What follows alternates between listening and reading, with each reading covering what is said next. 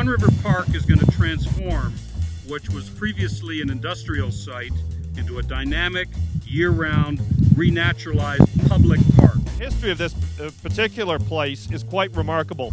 In the 1880s, this was mixed residential and industrial. In the early 20th century, this neighborhood and the Don River became more and more polluted until most homes were replaced by industry. This whole area essentially has disappeared from view for several decades. It was a failed industrial area. It was a failed project as far as Ataratiri in the 80s, and then it just kind of disappeared and didn't even exist for Torontonians. I don't think people realize the complexity of this park. You know, we had to relocate sewers, the soil had to be compacted. There's actually a sewer under here on stilts. All of that was done because of the nature of this land, because how polluted it was. It had to be cleaned, and because of the risks of flooding from the Don River. Don River Park is going to sit on top of what you're standing on, which is a berm or flood protection landform.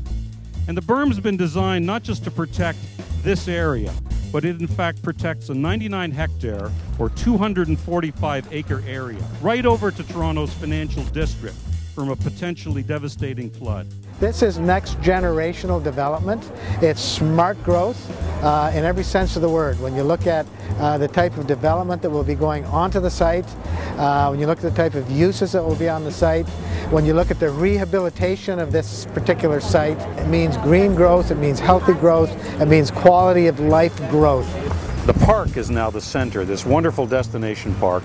It's right beside the Don River. It's going to connect to the Don River Trail. It's going to connect down to the Martin Goodman Trail. It's going to connect up to King Street. It's going to connect to the Distillery District. And at the center of all of those is going to be the park and a new residential community. As you know, this park is the first under construction in the West Don lands, home to the Athletes Village for the 2015 Para-Pan American Games. So this is an important project here. It'll be a leadership project for many areas in Canada. It's not just in the big cities.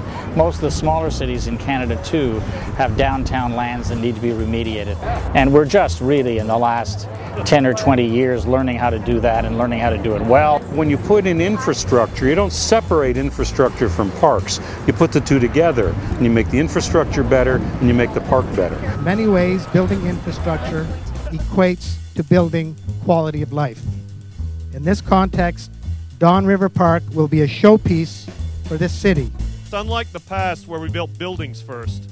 What Waterfront Toronto is doing first is building the spaces for people, which says that our waterfront is for all Torontonians, irrespective of background or income.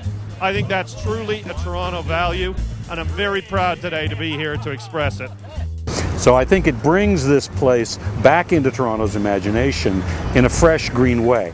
It doesn't bring it back with tall buildings, it brings it back with a tall park.